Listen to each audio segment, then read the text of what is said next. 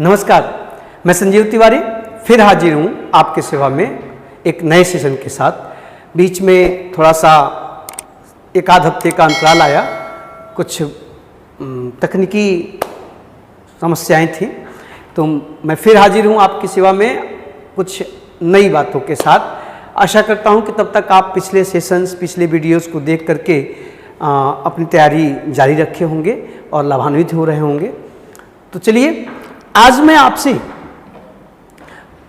एक बहुत ही इंटरेस्टिंग मुद्दे पे बात करना चाहता हूँ। मुद्दा ये है कि जैसे आप सेंटेंसेस पढ़ते हैं तो किसी भी एक सिंपल सेंटेंस का जो बेसिक स्ट्रक्चर होता है आपको बताया गया होगा या आप जानते होंगे, या जान लीजिए कि एक सब्जेक्ट आता है, एक वर्ब आता है, उसके बाद एक ऑब्जेक्ट आती है। अमूमन आप जब एक सिंपल सेंटेंस लिखते हैं और उस सेंटेंस में यहाँ जो वर्ब आई है वो वर्ब अगर ट्रांजिटिव वर्ब होती है तो उसके ठीक बाद ऑब्जेक्ट आता है ना, कर्म जिसे आप कहते हैं, कर्म कारक। तो आपने सुना हो या पढ़ा हो और फिर भी उनके डेफिनेशंस या उनके प्रयोगों को लेके भ्रमित हो तो, या न पढ़ा हो तो भी, आज आपको बताऊं कि जो ऑब्जेक्ट आता है, इस ऑब्जेक्ट के कई नाम आपको मिलते हैं। ग्रामर में ऑब्जेक्ट कई प्रकार के होते हैं। आज मैं आपसे उन्हीं ऑब्जेक्ट्स के काइंड्स की बात करने जा रहा हूं।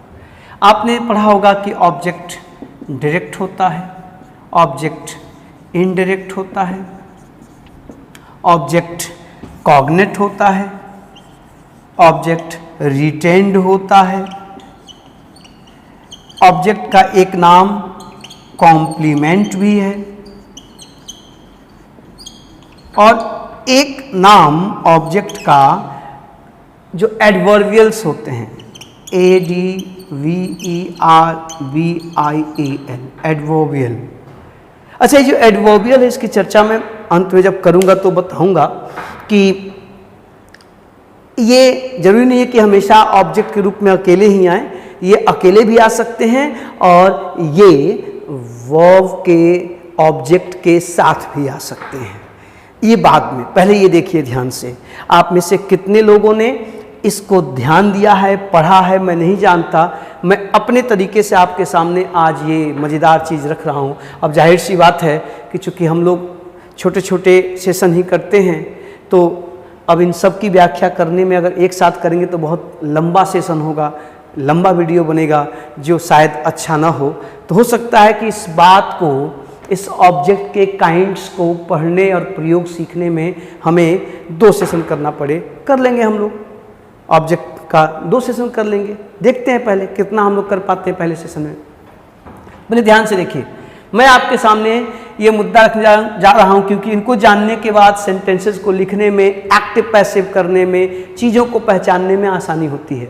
ठीक है, तो देखना जरा, ये जो ऑब्जेक्ट है, जब ये ऑब्जेक्ट यहाँ पर आता है तो इस ऑब्जेक्ट को कभी हम डायरेक्ट ऑब्जेक्ट कहते हैं, कभी इनडायरेक्ट ऑब्जेक्ट कहते हैं, इसी को कभी कॉग्नेट ऑब्जेक्ट कहते हैं, कभी रिटेन्ड ऑब्जेक्ट कहते हैं। यही ऑब्जेक्ट कुछ वाक्यों में कॉम्प्लीमेंट के नाम से जाना जाता है, और कभी कभी कुछ एडवर्बियल्स होते हैं, एडवर्ब्स होते हैं जो सेंटेंस में वर्ब के ऑब्जेक्ट के रूप में आके कार्य करते हैं, सेंटेंस के वर्ब को कंप्लीट करते हैं। तो वही एडवर्ब एडवर्बियल्स कहलाते हैं, क्योंकि एडवर्ब केवल एक शब्द हो सकता है, लेकिन एडवर्बियल्स एक शब्द भी हो सकते हैं और शब्दों का समूह अर्थात फ्रेज के रूप में भी आ सकते हैं। ये ग्रुप ऑफ वर्ड्स भी हो सकते हैं। तो इन सब को ऑब्जेक्ट के अंतर्गत ही पढ़ा जाता है। मैं आपको एक एक करके आज दिखा रहा हूँ, समझाने की कोशिश कर रहा हूँ कि कब आप किसी ऑब्जेक्ट को डायरेक्ट ऑब्जेक्ट कहेंगे, कब इनडायरेक्ट कहेंगे, कब कॉग्नेट कहेंगे, कब रिटेन्ड, कब कॉम्प्लीमेंट, कब एडवर्बियल। एक एक करके देखते हैं इस एक सेशन में कितना होता है। नहीं हो पाएगा दूसरा कर लेंगे, तीसरा कर लेंगे, इसमें कौन सी बड़ी चीज़ है। देखिए जरा, तो मैं इसको मिटा रहा हूँ, आप इस को, इस चार्ट को, क्योंकि इसी को मैं एक एक करके एक्सप्लेन करूंगा, आप स्क्रीनशॉट लेना चाहें तो ले लें, तो फिर मैं इनको स्वाइप करके एक एक करके आपको बताते चलूं कि कहां से ऑब्जेक्ट आए। ले लिया? चलिए देखिए, मैं इसको साफ कर रहा हूं।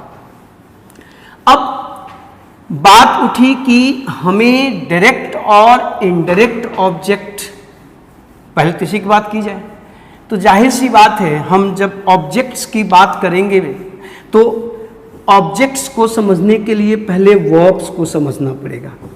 जब हम वर्ब्स को समझ लेते हैं ना, तो अपने आप ऑब्जेक्ट्स के प्रकार को समझने लगते हैं। तो 10th में 12th में आपको ग्रामर पढ़ाई गई होगी, तो बताया गया होगा वर्ब्स के तमाम प्रकार हैं। उन प्रकारों में से जो सबसे बेसिक काइंड माना जाता है वर्ब का, तो ये वर्ब बेसिकली, ये बेसिक है, दो प्रकार की होती है। एक को कहते हैं ट्रांजिटिव और दूसरे को कहते हैं इंट्रांजिटिव। ये देखिए, ट्रांजिटिव, इंट्रांजिटिव। ट्रांजिटिव का मतलब सकर्मक और इंट्रांजिटिव का मतलब अकर्मक। आपने हिंदी में सकर्मक और अकर्मक क्रियाओं को पढ़ा होगा। तो हमारा जो ऑब्जेक्ट है ना, उस ऑब्जेक्ट का डायरेक्ट और इनडायरेक्ट ऑब्जेक्ट पहचानने में वर्ब की ये ट्रांजिटिव और इंट्रांजिटिव वर्ब की भूमिका इंपॉर्टेंट है। पहले इनको समझना जरूरी है। तो भाई सकर्मक, देखिए यहां स लगा हुआ है, मतलब साथ में जो कर्म के साथ आ सकती है उसे हम सकर्मक कहते हैं। और अकर्मक, जिसके साथ कर्म नहीं आ सकता, वो अकर्मक है। ये सुनने में जितना आसान है, हम जब वाक्यों में लिखते हैं, प्रयोग करते हैं, तो फिर वहां पर तकनीकी बात आ जाती है, हम चूक जाते हैं। तो पहले मैं आपको सकर्मक अकर्मक के बारे में थोड़ा बता लूं, तो अपने आप ऑब्जेक्ट्स की बात होने लगेगी। देखिएगा जरा, आप जब ट्रांजिटिव इंट्रांजिटिव की बात करें तो इसकी डेफिनेशंस मिलती है कि जब क्रिया अपने कर्ता के साथ साथ कर्म को ही प्रभावित करती है, अर्थात क्रिया का एक्शन सब्जेक्ट से लेके ऑब्जेक्ट तक होता है, तो सकर्मक कहते हैं। और जब क्रिया सब्जेक्ट तक ही सीमित हो, ऑब्जेक्ट पर उसका कोई प्रभाव न हो, तो उसे अकर्मक कहते हैं। ये परिभाषा भी आपने सुनी होगी, याद की होगी, फिर भी शायद बात नहीं बनती। क्यों? तो देखिए जरा, ये जो है कि when action falls both on subject and object, transitive ना, action connects only to the subject not the object, तो intransitive। ये सब परिभाषाएं अलग अलग तरीके से अलग अलग किताबों में अलग अलग शिक्षकों के मुंह से आपने सुनी होगी, उससे बात नहीं बनती। तो बात बनने की बात यह है कि एक चीज समझो, ट्रांजिटिव इंट्रांजिटिव को समझने के लिए सबसे आसान तरीका, आप कोई भी वाक्य लिखते हैं, देखो तो अभी मैंने कहा कि बेसिक सब्जेक्ट होगा, वर्ब होगी, ऑब्जेक्ट होगा। अगर आप कोई सेंटेंस लिखते हैं, वहां सब्जेक्ट आता है, उसके बाद वर्ब आती है, उसके बाद ऑब्जेक्ट, ठीक? अगर ये स्ट्रक्चर है तो ये वर्ब क्या है? ट्रांजिटिव है। मैं टीआर लिख रहा हूं, टीआर मीन्स ट्रांजिटिव, तो ये वर्ब ट्रांजिटिव है। कहने का मतलब, फिर आप कहेंगे सर जी हमेशा सेंटेंस लिखने पर, मैं ये नहीं कह रहा हूं कि यहां ऑब्जेक्ट आए ही आए, ये एक बेसिक स्ट्रक्चर है कि सब्जेक्ट होगा, वर्ब होगी, ऑब्जेक्ट होगा, yes, but you need not find और use the object every time, because when you practice seriously, when you understand the concept clearly, you come to know that we don't need exactly an object to define the verb transitive or intransitive. Actually, be in a habit, आदत डालिए किस चीज का, कि कोई verb है तो आप इमेजिन करो कि क्या इस वर्ब के बाद हम डायरेक्टली ऑब्जेक्ट को रख सकते हैं। अगर रख सकते हैं तो ट्रांजिटिव वर्ब है, नहीं रख सकते तो इंट्रांजिटिव वर्ब है। जैसे अब मैंने यहां पे ऑब्जेक्ट को इमेजिन भी कर सकते हैं आप, ये स्ट्रक्चर है कि सब्जेक्ट है, फिर वर्ब है, फिर ऑब्जेक्ट, तो डेफिनेटली वो ट्रांजिटिव होगा। लेकिन ऑब्जेक्ट ना भी हो, सिर्फ वर्ब को देख करके हम ये तय करें कि ट्रांजिटिव है कि इनट्रांजिटिव, इसके लिए क्या ध्यान देना है? सेंटेंस इमेजिन करिए। इमेजिन करते समय सोचिए कि क्या इस वर्ब के बाद डायरेक्टली ऑब्जेक्ट हम रख सकते हैं? अगर हाँ तो वर्ब ट्रांजिटिव है, ना तो वर्ब इनट्रांजिटिव है। आप देख लो जरा, जैसे मैं कहूँ प्ले, मैं कहूँ रीड, मैं कहूँ ईट, मैं कहूँ राइट, जरा ध्यान दीजिएगा, ठीक है। अब आप बताएं इन वर्ब्स का प्रयोग करते समय, मैं कहूं कि Mohan plays, I play, she played, they have been playing, we are playing, they will be playing, सब में प्लेइंग आया। अब आप बताइए कि इन सब के बाद आप सीधे प्ले के बाद, प्लेइंग के बाद, प्लेड के बाद आप सीधे कोई ना कोई ऑब्जेक्ट, किसी खेल का नाम रख सकते हैं कि नहीं दोस्त? रख सकते हैं ना। We are playing chess, they have been playing football, we shall be playing cricket, I play chess, she plays ludo, they played hockey. ये देखिए आप यहां पर हॉकी, लूडो, चेस, क्रिकेट को दनादन रखते चले जा सकते हैं। अर्थात इन क्रियाओं के बाद हम जब ऑब्जेक्ट्स को लेके आएंगे तो ऑब्जेक्ट्स इनके बाद आसानी से आके खड़े हो जाएंगे। हाँ, उनके साथ कभी आर्टिकल आएगा, कभी एडजेक्टिव आएगा, वो बात दूसरी है, लेकिन ठीक इसके बाद ऑब्जेक्ट आएगा। तो ये वर्ब ट्रांजिटिव है। जैसे आप कह सकते हैं कि मोहन हेल्प्स मी, देखिए मोहन मेरी सहायता करता है, यहां ऑब्जेक्ट आया, बीच में कोई सीधे से, देखिए हाँ ये हो सकता है, देखो कि शी बॉट अ बुक, उसने एक किताब खरीदी, देखिए सीधे आके ऑब्जेक्ट खड़ा हो गया। अब ये ऑब्जेक्ट एक फ्रेज बन गया, वर्ड देखो यहां पे एक ही वर्ड आया, मी प्रोनाउन आया, यहाँ नाउन आया। आपको पता है कि जब कोई नाउन आएगा तो अगर वो नाउन काउंटेबल होगा या अनकाउंटेबल होगा तो उसके साथ कभी कोई एडजेक्टिव आएगा, कभी कोई आर्टिकल आएगा, कभी उसका प्लूरल भी बनेगा। बुक की जगह बुक्स भी कह सकते थे आप, अ बुक की जगह मेनी बुक्स कह सकते थे, सम बुक्स कह सकते थे। बोलो, तो यहां पर देखो कोई एडजेक्टिव आ सकता है, कोई आर्टिकल आ सकता है। इससे मतलब नहीं है ये, जब यहां पर आप इस ऑब्जेक्ट के साथ, जब ये नाउन होगा तो इसके साथ जब आप किसी एडजेक्टिव, किसी आर्टिकल, किसी एडवर्ब को रख के लाएंगे तो फिर वर्ड से फ्रेज बन जाएगा। बुक वर्ड है, अ बुक फ्रेज है, मेनी बुक्स फ्रेज है, सम बुक्स फ्रेज है ना, a lot of books phrase है, और वो एक ही है और पूरा का पूरा ऑब्जेक्ट माना जाएगा। किसका? इस वर्ब का। She bought a book, she bought a lot of books, she bought some books, she bought some good books, she bought some costly books, कुछ भी कह लो, वो सब एक मिलके ऑब्जेक्ट है, फ्रेज बन गए। तो यहां पर देखिए ये जो बाय वर्ब है, जिसका यहां पर सेकंड फॉर्म आया है बॉट, ये जो वर्ब बाय है, ये जो वर्ब हेल्प है, क्या है? ट्रांजिटिव वर्ब है। क्यों ट्रांजिटिव वर्ब है? क्योंकि इसके बाद सीधे ऑब्जेक्ट आ रहे हैं। सुनाई दिया? ध्यान से देखिएगा। अब देखो तो इसका मतलब क्या हुआ। अब देखो प्रश्न कर लो, किसने सहायता की? मोहन ने। किसकी? मेरी। देखिए अब इस सहायता हेल्प वर्ब का जो परिभाषा बताई जाती है कि एक्शन दोनों ओर दिखाई दे। देखो दिखाई दे रहा है। प्रश्न करिए, किसने सहायता की? मोहन ने। Who helps? Mohan. To whom help ना, डज मोहन हेल्प? मोहन किसकी सहायता करता है? मी। देखो उत्तर मिला, मेरी सहायता करता है, मोहन करता है, इसलिए ट्रांजिटिव। यहां पे देखो किसने खरीदा? उसने, उस लड़की ने, उस स्त्री ने। क्या खरीदा? किताब। देखिए यहां पर कौन और क्या का, जब वर्ब ट्रांजिटिव होगी बेटा तो वहां कौन से क्या से आप जब प्रश्न करेंगे तो उसका उत्तर मिलेगा। वर्ब ट्रांजिटिव है इसलिए सबके सब ट्रांजिटिव है।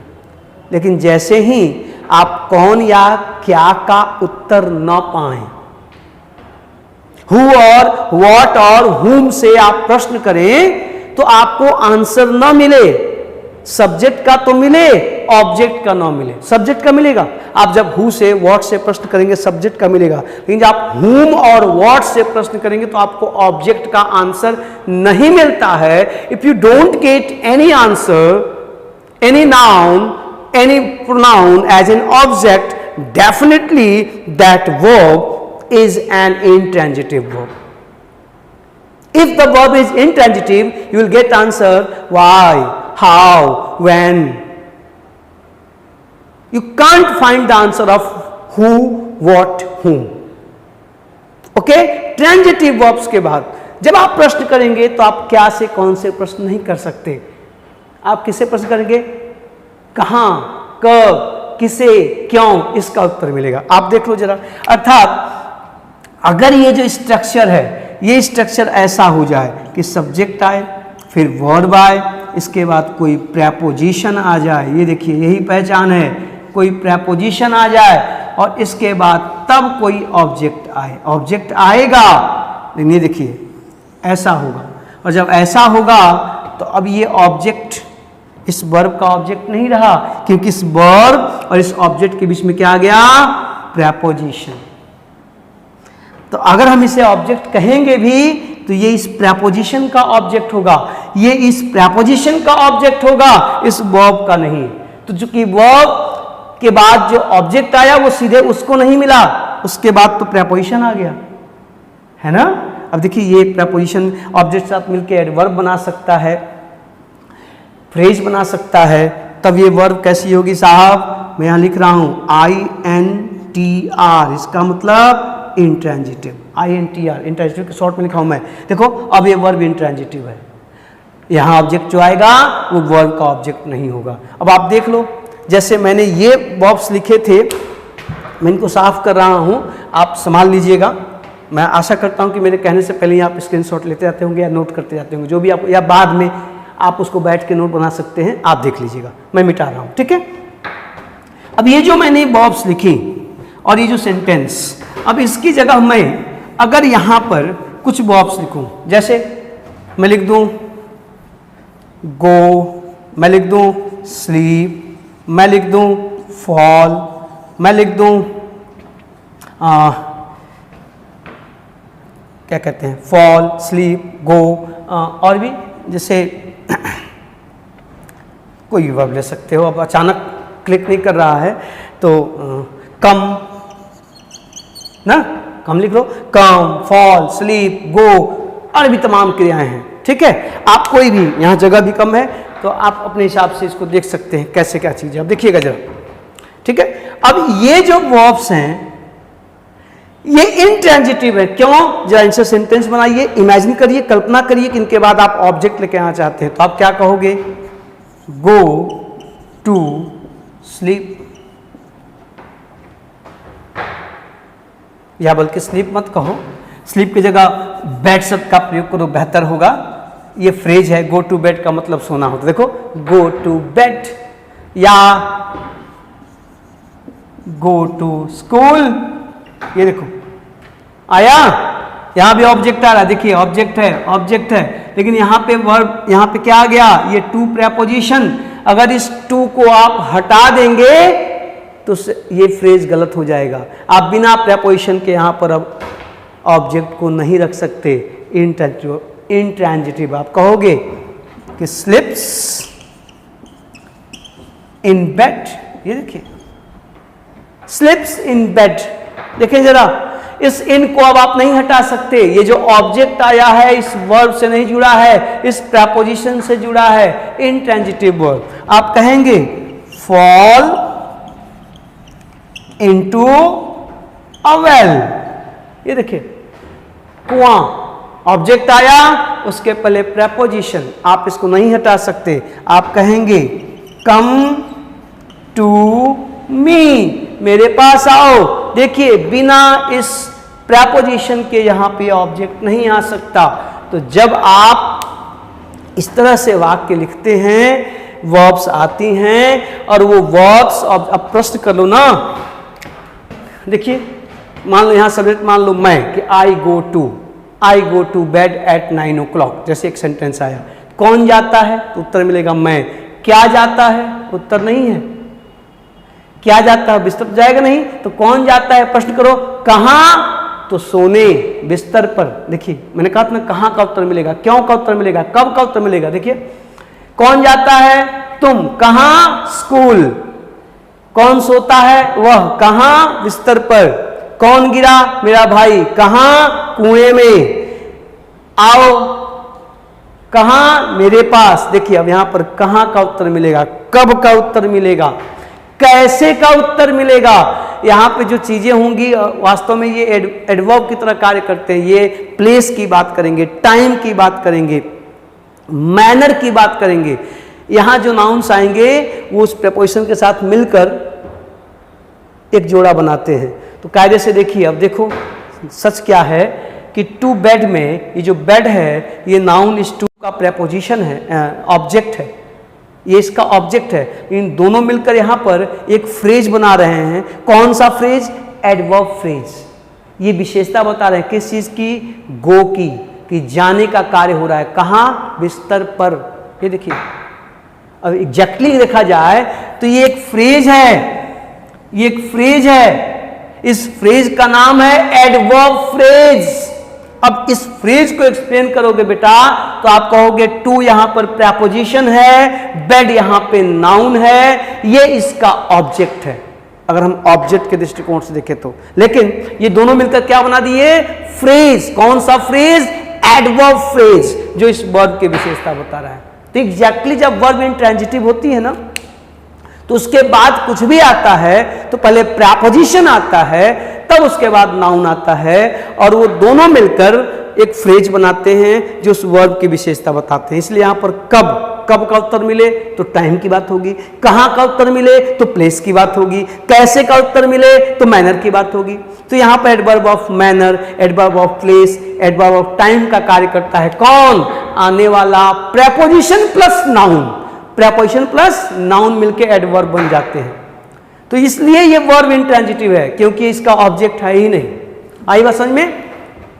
तो वर्ब जब ट्रांजिटिव और इंट्रांजिटिव होती है तो फिर जाहिर सी बात है कि ऑब्जेक्ट यहां भी आ रहा है, ऑब्जेक्ट यहां भी आ रहा है। तो इस ऑब्जेक्ट को हम क्या नाम देंगे? तो मैं इसमें सिर्फ आपको एक छोटा सा डायरेक्ट ऑब्जेक्ट का एक हिस्सा मैं बता करके इस सेशन को समाप्त करूंगा इसको, क्योंकि लंबा नहीं। अगर 2 की जगह 3 सेशन करने पड़े तो क्या फर्क पड़ता है, मेहनत तो मुझे करनी पड़ेगी, डेटा मेरा जाएगा, आपका भी जाएगा, लेकिन पहले तो मेरा ही जाएगा ना। तो इसलिए जल्दबाजी में और लंबे लंबे लेक्चर्स का मतलब नहीं है, कॉन्सेप्ट क्लियर करिए। मैं आशा करता हूं कि आप ट्रांजिटिव और इनट्रांजिटिव को पहचानना आप सीख गए होंगे।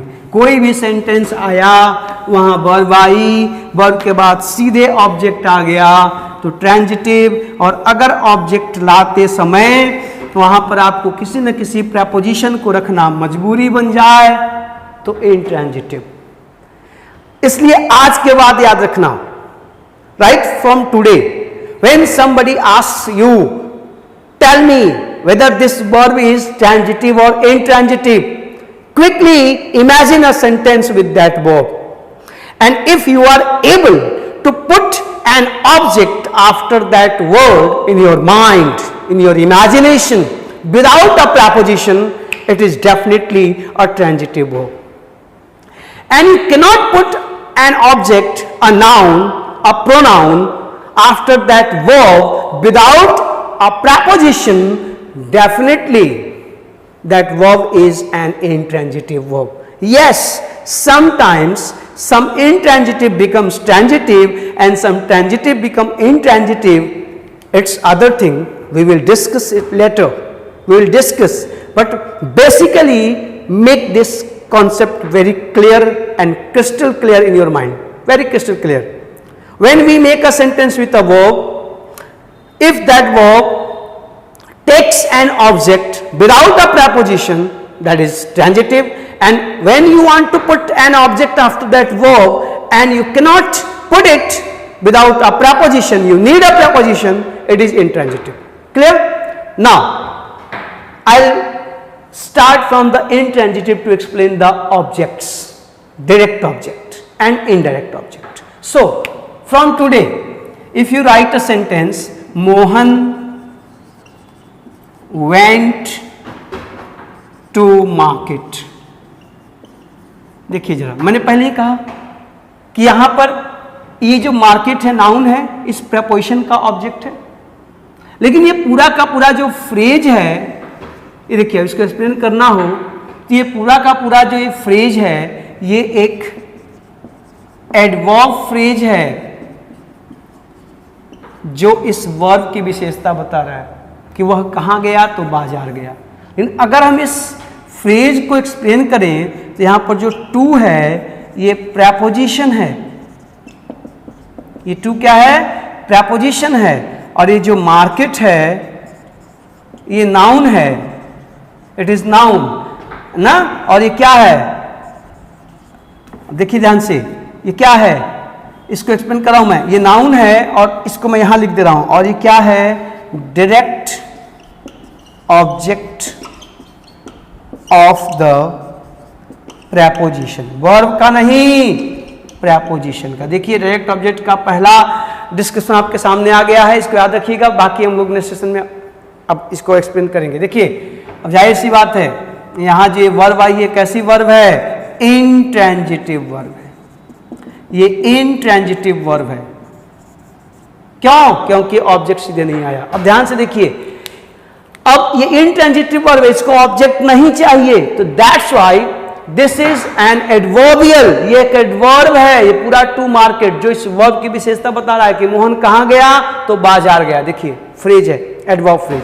अब इस फ्रेज को हम अगर एनालाइज करें, इसको तोड़ें, तो इसमें टू आया है जो एक प्रेपोजिशन है, मार्केट आया है जो एक नाउन है, और ये नाउन यहां पर क्या कर रहा है, इस प्रेपोजिशन के ऑब्जेक्ट का कार्य कर रहा है। और कौन से ऑब्जेक्ट का, तो डायरेक्ट ऑब्जेक्ट का, डायरेक्ट ऑब्जेक्ट का। So the conclusion of this session today, every noun और pronoun that is placed after a preposition is a direct object of that preposition। Hindi में आज के बाद ये तय हो गया कि वर्ब इंट्रांजिटिव होगी तो उसके बाद प्रेपोजिशन आएगा, अपवादों को छोड़कर, उसकी चर्चा बाद में, प्रेपोजिशन आएगा, और वो जो उसके बाद जो नाउन आएगा, जो प्रोनाउन आएगा, वो उस प्रेपोजिशन का ऑब्जेक्ट होगा। और कैसा ऑब्जेक्ट होगा, तो डायरेक्ट ऑब्जेक्ट होगा। संक्षेप में, किसी प्रेपोजिशन के बाद आने वाला नाउन या प्रोनाउन उस प्रेपोजिशन का डायरेक्ट ऑब्जेक्ट होता है। सुनाई दिया, प्रेपोजिशन के बाद आने वाला नाउन या प्रोनाउन उस प्रेपोजिशन का डायरेक्ट ऑब्जेक्ट होता है। सुना, तो ध्यान से, तो एक तो डायरेक्ट ऑब्जेक्ट को पहचानने का तरीका आज आप सीख गए, जो इंट्रांजिटिव वर्ब से, इंट्रांजिटिव वर्ब जब होगी तो वहां पक्का इनडायरेक्ट ऑब्जेक्ट होगा, क्योंकि यहां जो ऑब्जेक्ट आएगा सच में नहीं आएगा, वो प्रेपोजिशन के बाद आएगा, और वो प्रेपोजिशन का डायरेक्ट ऑब्जेक्ट होगा। डायरेक्ट ऑब्जेक्ट, अगर एग्जाम में कभी ऑब्जेक्ट के प्रकार में इस तरह का सेंटेंस दे दिया कि he is sleeping in bed, children are playing on the bed, और कहे कि यहां ऑब्जेक्ट पहचानो, तो बेड ऑब्जेक्ट है, ठीक है, और कैसा ऑब्जेक्ट है, तो डायरेक्ट ऑब्जेक्ट है। कैसा ऑब्जेक्ट है, तो डायरेक्ट ऑब्जेक्ट है। और अगर पूछे कि यहां पे इन बेड और ऑन बेड क्या है, तो कहिएगा एडवर्बियल है, एडवर्ब फ्रेज है। क्लियर है। बाकी हम लोग अब ट्रांजिटिव वर्ब की बात करेंगे नेक्स्ट सेशन में, और ट्रांजिटिव वर्ब के संदर्भ में कैसे कोई ऑब्जेक्ट डायरेक्ट होता है, इनडायरेक्ट होता है, आगे चल के फिर कॉग्निट क्या होता है, रिटेन्ड क्या होता है, कॉम्प्लीमेंट क्या होता है, इसकी भी चर्चा होगी। तो मिलते हैं एक और सेशन में इसी बात को जारी रखने के लिए। Thank you.